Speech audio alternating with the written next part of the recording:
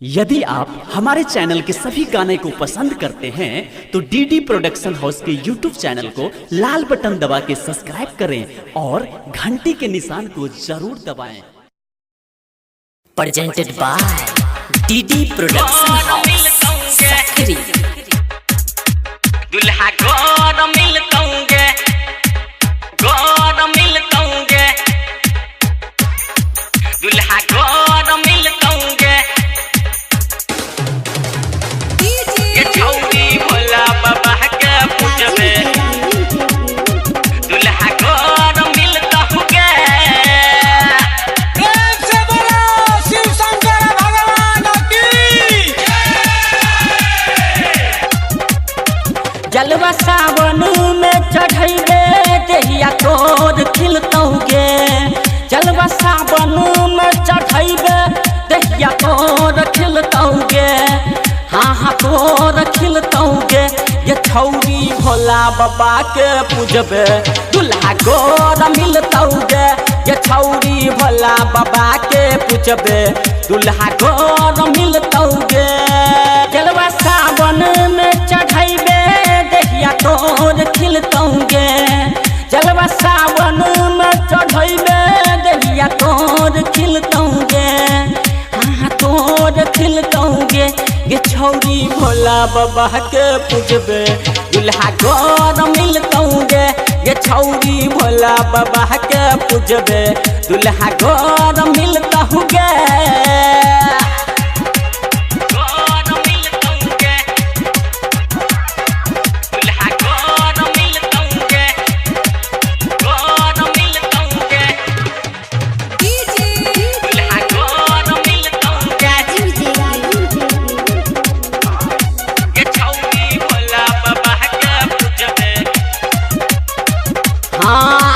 घर में जाके गोरखी खदै छे प्रार्थना गे। जे भी होई मन में करिहे बाबा से आराधना गे। जे भी होई मन में करिहे बाबा से आराधना गे। हाँ देव घर में जाके गोरखी करै छे आराधना गे। जे भी होई मन में करिहे बाबा से आराधना गे। जलवा शिव जी के चढ़ैबे भगिया तोर जगतौगे। जलवा शिव जी के चढ़ैबे भगिया तोर जगतौगे। हाँ हाँ तोर जगतौगे। ये छौरी भोला बाबा के पूजबे, दुल्हा गोर मिलतौगे। ये छौरी भोला बाबा के पूजबे, दुल्हा गोर मिलतौगे।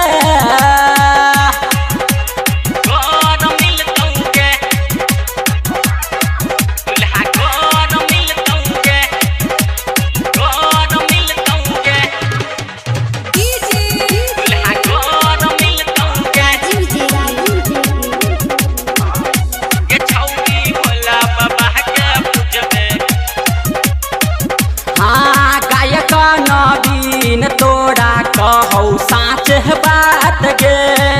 राइटर रामू राजा रहतौ तोहरा साथ गे।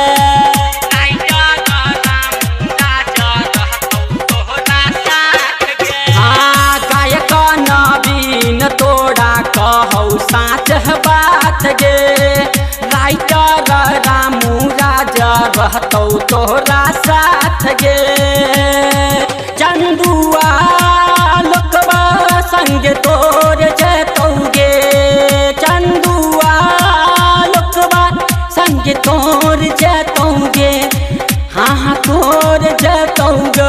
ये छौरी भोला बाबा के पूजबे, दुल्हा गोर मिलतौगे।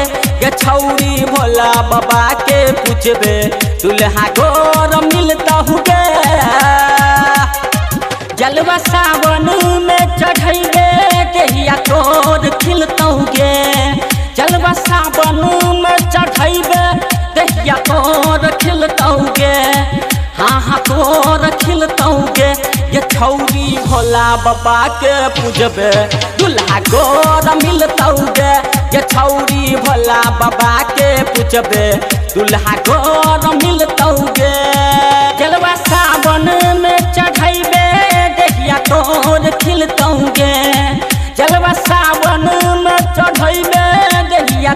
तोर खिलतौगे, हाँ तोर खिलतौगे गे छौरी भोला बाबा के पूजबे दुल्हा गोर मिलतौगे गे छौरी भोला बाबा के पूजबे दुल्हा गोर मिलतौगे।